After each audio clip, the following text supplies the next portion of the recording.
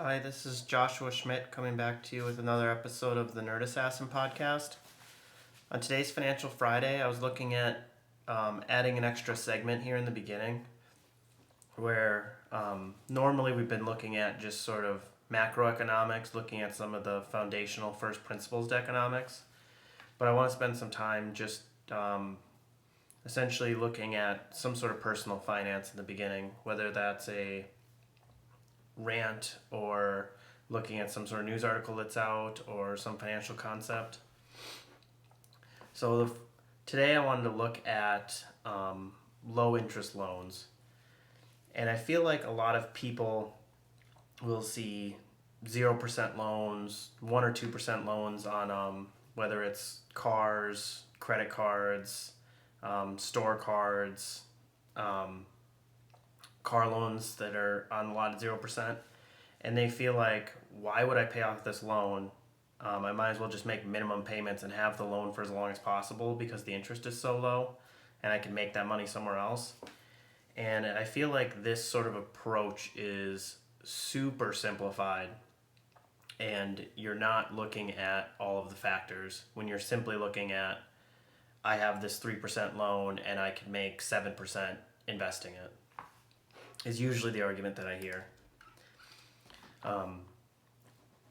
One, the biggest thing that we're not factoring in when we're talking about this is risk. You're thinking with your head and you're not really feeling that risk in your heart. Some people have their risk meter broken. They're don't feel it, and other people minimize it, or some people don't even think about it. But when you're thinking, if you're looking at like a $3,000 loan for the refrigerator at Best Buy at 0%, you don't feel it as much because your worst case scenario, $3,000 is a lot of money to you. But if we blow it up, you can kind of feel that risk a little bit more. If somebody said, I would borrow you $100 million at 0%, would you do that? Does that ratchet it up enough? Does that ratchet up the numbers enough for you to feel a risk meter? I feel like if most people were given that option, it would take their breath away and they'd have to step back for a little bit. And that's them feeling the risk. It's way different. All of a sudden, your heart skips a beat. You'd be like, I don't know if I could borrow $100 million. So the math, basically what I'm trying to say is the math isn't simple. It's not just a percentage-based thing, because then it'd be like a no-brainer. You'd be like, yeah, I'll take a $100 million loan. I could totally make the money on that. And let's look at another example here. Look at it from another angle. When stuff goes bad is usually going to be the time where you're going to have to pull your investments out. So it's not like when I lose my job, if you look at the last time when a lot of people were losing their jobs was 2001, after the stock market was crashing after September 11th, 2008 during the housing crash, or during COVID 2020, just this last year. People were losing their jobs and they didn't really, at that point is also when the stock market was crashing. Jobs are being lost, stock market's crashing, and that's when you need to access that money to pay off that loan. Normally you're able to just, make the monthly payment, not think about it with your job coming in. But here, during this time is when you feel stress levels go higher. The math isn't as simple. You start feeling the fact that the borrower is slave to the lender when this sort of thing happens. That's why I feel like run from debt, like a gazelle running from a lion. Get away from it. Another way you might think of the math is simple, I should just do this. What if you were looking at investing in your business and you're like, every time I invest in my business, I'm making 20% back. I have this pizza restaurant. Why would I pay off my $20,000 loan when instead I can open up a second location and make 20% of that money? And then all of a sudden, COVID hits, restaurants are going down, and all of a sudden that was a bad idea. Basically, taking a loan only works when it works. If the math was really that simple, then you wouldn't have experts on both sides debating it. Because the math is really simple on something like payday loans, you don't see anybody suggesting, yeah, go ahead, go get a payday loan, because there the math is really simple when we're talking 100% interest a year. One more thing that I wanted to mention Another way another way that I decide what to do in my personal finances is I look to the people that I want to be. So I go to look, if I want to be a millionaire, let's go look at what millionaires have done. And when you look at the stats on millionaires, the average millionaire in the US had paid off their home in 10.2 years. They don't keep it around for 30 years and pay as little as possible. They don't try to extend it. They don't get HELOCs. They pay it off, they get done with that, and they build wealth. So I'm going to end that rant there. If you have any opinions, questions, want to talk about it, feel free to reach out to me at Twitter at the Nerd Assassin or on LinkedIn. Now we're going to go into Adam Smith's Wealth of Nations.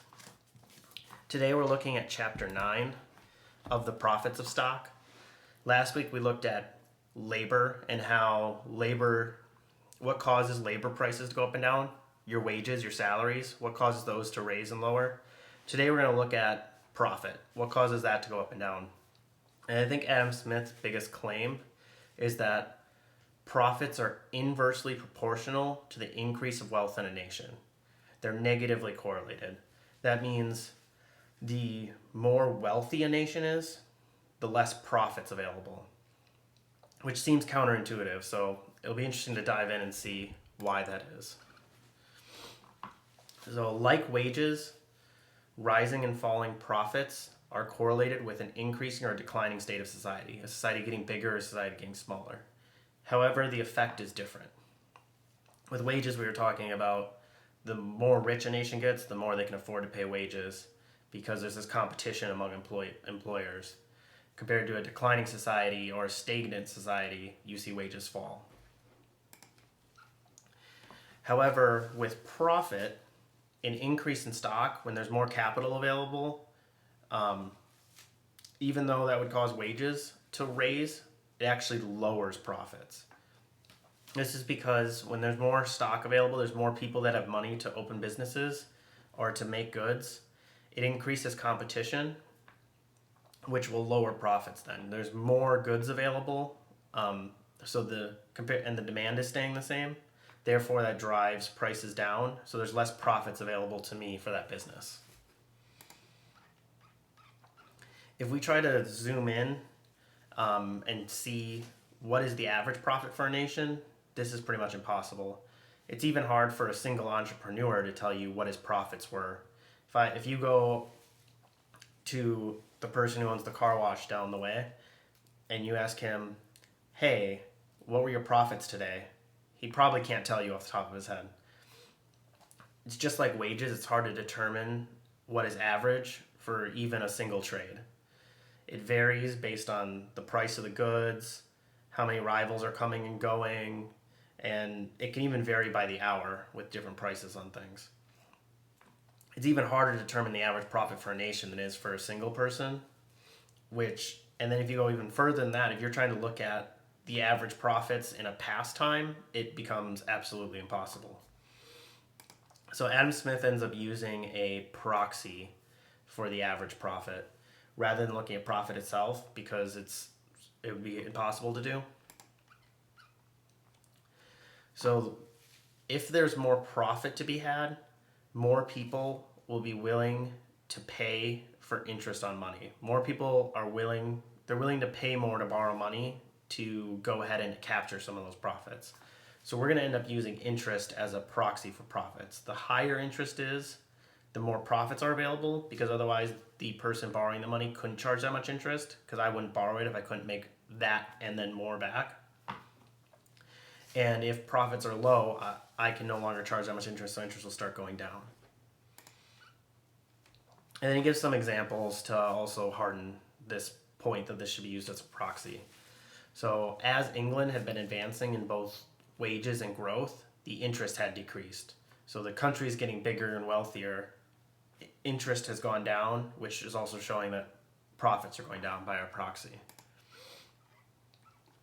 Although the kings and queens of the time were setting the market interest rate, sort of like the Fed does now, they said this is how much interest rates should be. Them changing the interest rates are actually following the nation and not causing it to change. So they would see people even though I told you you can charge 6% for interest, people are charging 3, then they'd lower it to 4.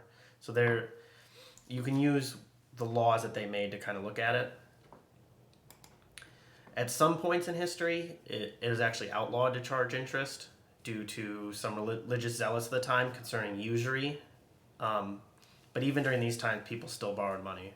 So usury is a religious concept that would say it is not moral for me to make money by borrowing money away.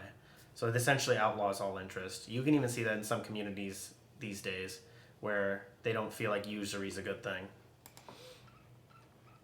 Another example, so we looked at the example of England and why we could use this as a proxy. Also, generally, profits are lower in a big town than they are in the countryside. This is because there are more people that have money available to them to deploy into a business, which leads to more competition for labor, so wages end up being higher. In the countryside, there isn't enough work, so people end up bidding and they're willing to work for less, so that makes profits higher. So profits are higher in the countryside than in a big town. So we're going to look at Scotland versus England. Most trades during Adam Smith's time, most employments, could be done with less capital in Scotland than England. Scotland is at this time much poorer than England and is also advancing at a slower rate. In Scotland, therefore, the rate of profit was greater, which also allowed the market rate of interest to be higher. So another proof that we can use interest. And France is another example.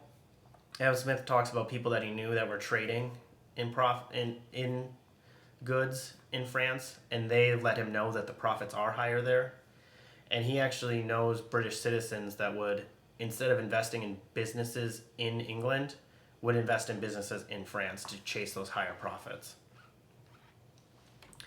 France is richer than Scotland, so it's sort of in between, but you can still tell that the wages are lower by the way that people are dressed. So wages are lower, profits are higher in a poorer nation compared to England. So we've looked at two that are poorer than England. What about a country that is richer than England? Do we see this same trend? And he uses Holland as an example. In Holland, interest rates are super low. Wages are really high. They actually have lower profits in Holland than anywhere else in Europe. So we're seeing the same trend. When wages are high, when a country's rich, interest rates are low and profits are low. Dutch people end up investing heavily and loaning money to people in both England and France and across Europe because they can't make enough money keeping it in Holland. Essentially, the amount of capital in the country has increased beyond what they can use for any sort of tolerable profit from a business in Holland. Loss of profits is a natural effect of prosperity because there's just more capital to invest in different trades. The wealthier a nation is, the harder it is to make a good profit. If there's a new territory that opens up, this ends up being an exception to the rule. In a new territory, such as when North America was discovered, we end up seeing high interest rates, high wages, and high profits all at once. Throws off what we've just been talking about. It almost never happens, but when this does happen, they don't have a lot of stock compared to the amount of land that they have. And there's not a lot of people compared to even the amount of stock that they have. So they end up only cultivating the most fertile land. They're only going to mine the best mines. They're only going to plant where the best fields are, the most fertile land, because there isn't enough stock to cultivate it all. So they can kind of pick and choose. I want to cut down trees over here because there's so many trees. So they end up getting high profits and easy transportation. They end up going either next to the ocean or next to a lake to make it easy to transport and trade goods. Which, when you go back a few chapters, back to chapter 3, if you look at our third episode, you can see that easy transportation extends your market And with this extended market, you end up with just more places to trade. And so back into this new territory, the land can also be bought at a bargain. So not only is it super fertile, but there's not enough people to purchase it, so you end up buying it at a bargain. So basically what all of that means is the money that I spend, the capital that I spend, yields super high profits, so I can also afford high interest. So now I have not enough people, I have high profits, high interest, and not enough people, so wages end up going up as well. There's a lot more people. I want to keep expanding my business, and the people aren't growing fast enough because we're in this new territory we have to import people into. Eventually, this ends up balancing out as they need to move more inland to less fertile land. So then profit goes down and interests end up going down. You've even seen this in the last century in Adam Smith's time, which would have been between like 1600 and 1700. You're already starting to see these profits come down. So it ends up balancing out. But you'll still see wages go up because the country is still increasing. So it ends up going into this normal pattern. Wages high, wealth is high, but interest and profit go down. Here's a quote from the book. A great stock with small profits generally increases faster than a small stock with great profits. So what ends up happening in these, basically what he's saying is money makes money. It's a proverb out of the Bible. You're going to end up making more money in these rich countries where I have a lot of stock and I'm making low profit than in these new territories where I only have a little stock but it's super high profit. The challenge is getting that first little amount and then you can grow it. So this is a good thing even to take into your personal scenario is this little bit, even if you have it in high profit, it's going to grow slowly, but then as you start getting more, it starts growing faster and faster.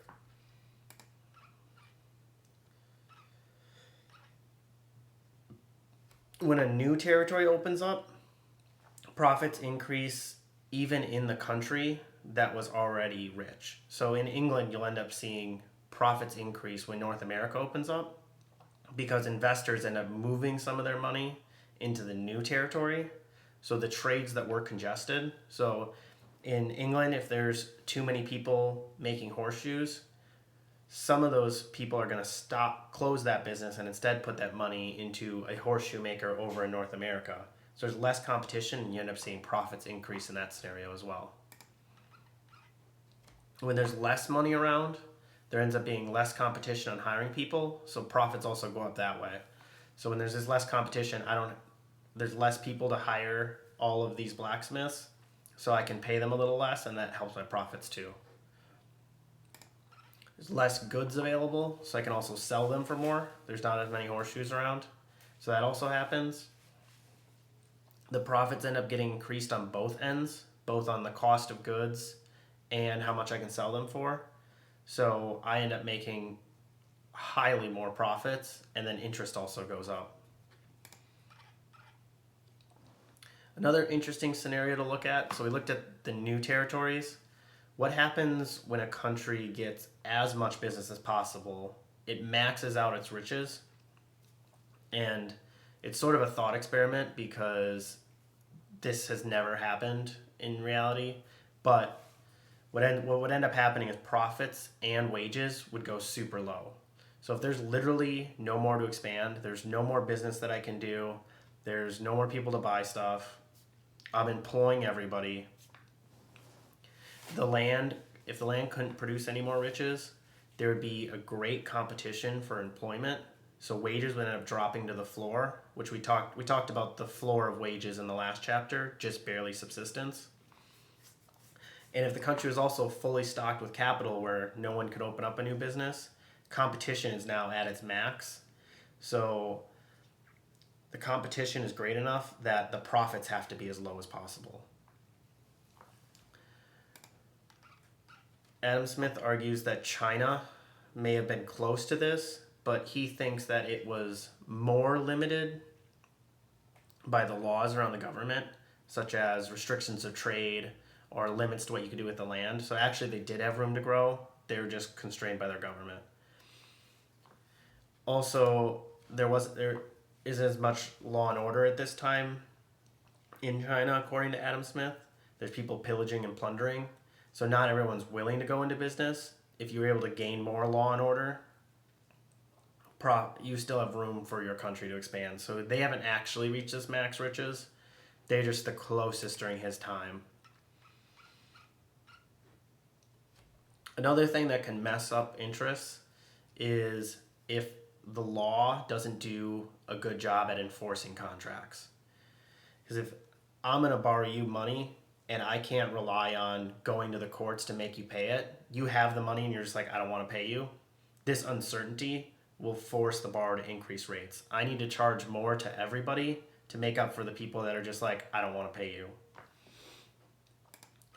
Another case that would raise interest rates is when the government decides to outlaw interest. In this case, the borrower has to increase it because he has additional risk. It doesn't actually stop it. People still borrow, they just end up doing it under the table. So they have extra risk with getting caught, and they also have the difficulty recovering money. So this is just like the law not enforcing contracts. You have additional risk, but you have the added-on risk of, I might get in trouble for doing this. The lowest rate possible that I can make on profit needs to include the profit to cover my losses. So gross profit might be the total amount of profit, but some of that, what we're going to call clear profit, has the risk accounted for. The interest a borrower can afford to pay has to be proportional to clear profit and not gross profit. In the same way, a borrower ordinary rate of interest needs to cover the risk of losing the money as well, because there's a certain number of businesses that I might invest in where that person goes bankrupt and I don't get paid. In a country that's super rich, like Holland, the profits end up being so low on lending money that there isn't enough room to pay both interest and profits. This ends up forcing everyone to employ their stock themselves, to start their own business, because they can't just live on their money. They can't just live on the interest of borrowing their money. And what ends up happening is it ends up becoming unfashionable not to be in business. The same way, if I'm a jock that's hanging out in a town that's full of theater people, I'll feel out of place. It'll be unfashionable for me to be a jock. The same thing happens in these towns where if you're among the elite and you don't own a business, it's unfashionable and everyone ends up forcing them into business. If you got to so we talked about low profits. If we get to the highest rate of profits, what ends up happening is the highest that I could possibly get in profits out of goods would leave no money for the rent of land. So there's no money left to pay a landlord. And then people are also working at the lowest rates. So for me to maximize profits, rent has to go to zero and wages have to go to as low as they can. One example during Adam Smith's time was the East Indian Company in Bengal was near this rate where they were paying people basically nothing and they were paying no rent on their land. So it does happen, even though it's rare. And the proportion of interest to profit isn't completely even. It's got to be variable.